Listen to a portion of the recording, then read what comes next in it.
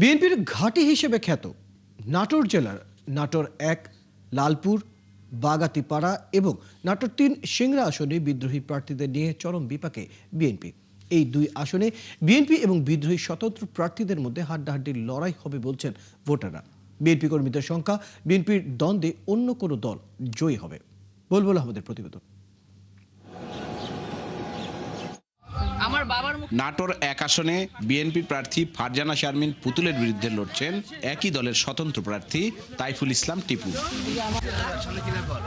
জয়ের ব্যাপারে আশাবাদী বিএনপির এই প্রার্থী, তবে ছেড়ে কথা বলছেন না স্বতন্ত্র প্রার্থীর সমর্থকরাও। অন্যদিকে মৌখিকভাবে প্রার্থিতা প্রত্যাহার করলেও বিএনপি প্রার্থীর আপন ভাই ইয়াসির আরশাদ রাজনেরও রয়েছে ঘোড়া মার্কা প্রতীক। এসব বিরোধের সুযোগে জামাত জিতে যায় কিনা সেটা নিয়েও শঙ্কিত অন্য প্রার্থীরা। লালপুর বাগাতিপাড়া নির্বাচনী এলাকা, এটা বিএনপি অধ্যুষিত একটা এলাকা। এই এলাকার মানুষ আগে থেকেই বিএনপি করে। কলস মার্কার জোয়ারটা আসলে লালপুর বাগাতিপাড়া জুড়ে না, এটা নাটোর জেলা জুড়ে একটা বিস্তার হয়ে গেছে। 72 ঘন্টা ময়েশ্চার লক সমৃদ্ধ লিলি বডি ওয়াশ, শিয়া বাটারের গুডনেস স্কিন রিপেয়ার করে রাখে সফট ও গ্লোয়িং। যে এই এলাকার উন্নয়নের জন্য এলাকার সন্তানকেই আমরা ভোট দেব, কারণ আমরা বহিরাগত কাউকে ভোট দেব না। যারা স্বতন্ত্র প্রার্থী আছেন তারা নিজে নিজে কাজ করছেন, দল থেকে বহিষ্কৃত যারা নেতারা আছেন তাদেরকে কয়েকজনকে নিয়ে তারা কাজ করছেন। সাধারণ মানুষ যারা ধানের শীষের মানুষ, বিএনপির মানুষ, তারা সবাই ভেঙে সেখান থেকে চলে আসছেন। সকল বাধা বিপত্তি উপেক্ষা করে নির্বাচনে ভোট কেন্দ্রে যাবে এবং কলস মার্কা প্রতীকে ভোট দিয়ে ইনশাল্লাহ আমাকে জনতার প্রার্থী হিসাবে নির্বাচিত করবে। অন্যদিকে চলনবিল অধ্যুষিত এলাকা সিংড়া উপজেলায় নাটোর ৩ সংসদীয় আসনটি বিএনপির ঘাঁটি হিসেবে পরিচিত। এখানে দলীয় মনোনয়ন পেয়েছেন আনোয়ারুল ইসলাম আনু, কিন্তু বিএনপি প্রার্থীর কপালে চিন্তার ভাঁজ ফেলে দিচ্ছেন বিদ্রোহী প্রার্থী দাউদার মাহমুদ। ভোটারদের কেউ কেউ বলছেন ব্যক্তি নয় প্রতীকেই ভোট দিবেন তারা। অন্যদিকে আরেক অংশের নেতাকর্মীরা বলছেন তারা ভোট দিবেন তাদের দুর্দিনের নেতাকে।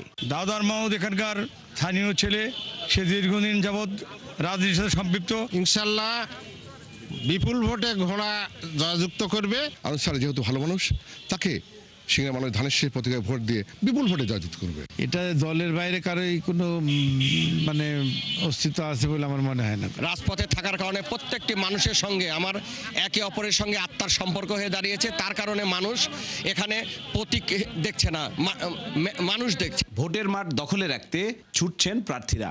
আগামী 12 জানুয়ারি এসব প্রার্থীদের ভাগ্য নির্ধারণ করতে নানান হিসেব করছেন ভোটাররা।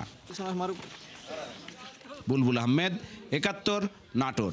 দর্শক, নাটোরের নির্বাচনী প্রচারের সর্বশেষ তথ্য জানাতে আমাদের সাথে যুক্ত হচ্ছে সহকর্মী বুলবুল আহমেদ। বুলবুল আহমেদ, আমরা আপনার প্রতিবেদনটি দেখছিলাম। বিএনপির ঘাঁটি খ্যাত নাটোরের ১ এবং নাটোর ৩ আসনে যখন বিএনপি এবং বিএনপির স্বতন্ত্র প্রার্থীদের মধ্যেই যখন হাড্ডাহাড্ডি লড়াইয়ের সংখ্যা, সে নিয়ে আসলে নেতাকর্মীরা এবং সাধারণ ভোটাররা আসলে কি বলছেন, কেমন পরিবেশ সেখানকার?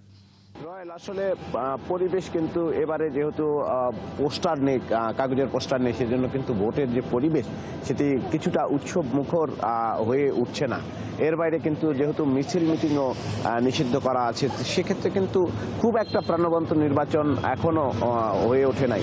তো ১ এবং ৩ আসনে যেখানে দুইজনই শক্ত বিদ্রোহী প্রার্থী বিএনপি প্রার্থীদের বিপরীতে রয়েছেন, সেই এলাকায় কিন্তু আমরা দেখেছি যে একটা চাঙ্গা ভাব এবং নেতাকর্মীরা কিন্তু একদম ভোর থেকে গভীর রাত পর্যন্ত তারা কিন্তু প্রচারণা চালাচ্ছেন। একই সাথে নাটোর সদর এবং নলডাঙ্গা নিয়ে, নাটোর ২ এবং বড়াইগ্রাম এবং গুরুদাসপুর উপজেলা নিয়ে যে নাটোর ৪ আসন গঠিত, সেখানেও কিন্তু ধীরে ধীরে এই ভোটের আমেজ তৈরি হতে শুরু করেছে।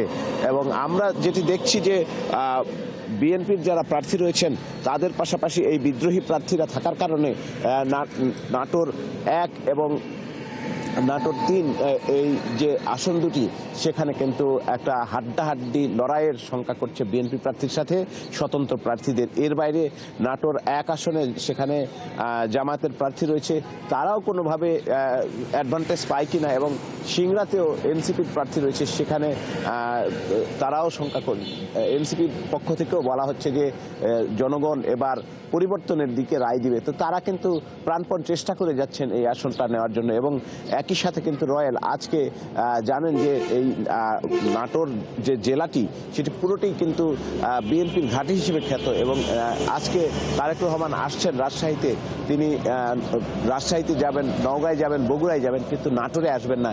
এইসব বিষয়ে কিন্তু মানুষের মধ্যে প্রভাব ফেলছে যে নাটোরটা সবসময় অবহেলিত থেকে গেল কিনা, সেই জায়গা থেকে আগামী দিনে যাতে বিএনপির নেতারাও এই নাটোরকে বিশেষভাবে গুরুত্ব দেয় সেটি কিন্তু নাটোরের ভোটাররা দাবি করছেন। একই সাথে তারা বলছেন যে বিএনপি ঘাঁটি হওয়ার কারণে আওয়ামী লীগ বা অন্য সরকারের সময় এই নাটোর অঞ্চলে উন্নয়ন কিছুটা ব্যাহত হয়েছে।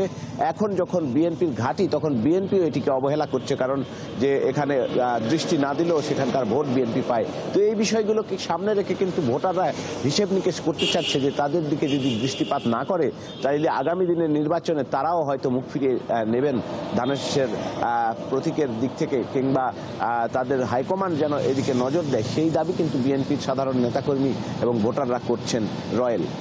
বুলবুল আহমেদ, খবর রাখতে থাকুন। দর্শক, আমাদের সাথে আমাদের সহকর্মী বুলবুল আহমেদ নাটোর থেকে যুক্ত ছিলেন, যারা সেখানকার নির্বাচনী প্রচারণা সর্বশেষ খবর।